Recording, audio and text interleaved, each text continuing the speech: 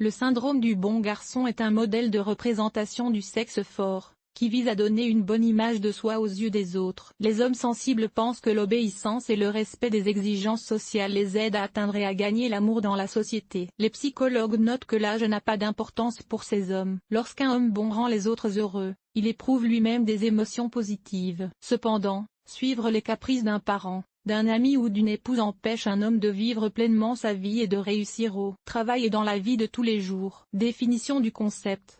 La psychologie a une opinion différente sur ce qu'est une bonne personne. D'un point de vue scientifique, le terme s'applique aux hommes qui possèdent les caractéristiques suivantes: douceur excessive, sensibilité, vulnérabilité. Ces représentants du sexe fort placent les besoins de l'autre au-dessus des leurs. Dans le contexte des relations, cela peut signifier refuser d'exprimer ses vrais sentiments. Néanmoins, le sexe opposé est souvent associé au manque d'attrait ou d'ambition d'un homme bien. Cause.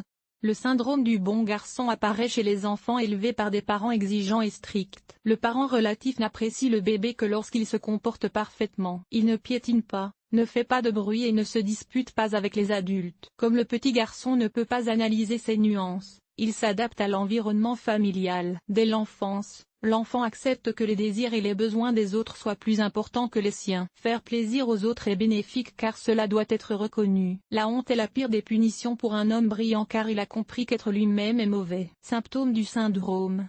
Un homme bon a plusieurs fonctions. L'homme doux est vulnérable et sait d'aider les gens. Il est généreux avec ses cadeaux aux filles, recherche l'approbation des autres dans tous les domaines et cache ses défauts. Un tel homme ne parle jamais à voix haute de ses propres erreurs, car sa réputation est entachée. Un bon garçon en conflit avec une femme veut être le premier à se taire et à se calmer. Il s'efforce davantage de résoudre les problèmes de sa partenaire et de soutenir l'image du gentleman. Il est facile de gérer un homme brillant, ce qui peut constituer un véritable problème dans une relation. Comment se débarrasser du syndrome de l'homme bien? Mes recommandations. Le syndrome du bonhomme réduit la qualité de vie, car il n'est pas facile de s'en débarrasser à l'âge adulte. Vous pouvez accepter de faire des compromis au fil des ans, mais il est tout à fait possible de tout changer maintenant. Il est préférable d'adopter une routine quotidienne et d'apprendre à prendre des risques. Ne fuyez pas vos peurs.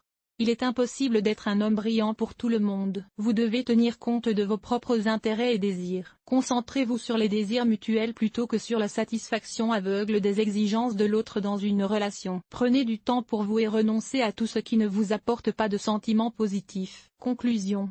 Aujourd'hui, la société connaît des changements. Les femmes gagnent en indépendance et en force, tandis que ceux qui sont plus facilement manipulables sont de plus en plus glorifiés. Le syndrome du bon garçon peut faire beaucoup de mal aux habitants des grandes villes, où la concurrence pour les ressources et le niveau de compétition sont élevés. Les psychologues conseillent aux hommes de reconsidérer leur mode de vie et de favoriser la réalisation de leurs rêves. La vie est courte et vaut la peine d'être vécue avec des bénéfices pour soi et pour les autres.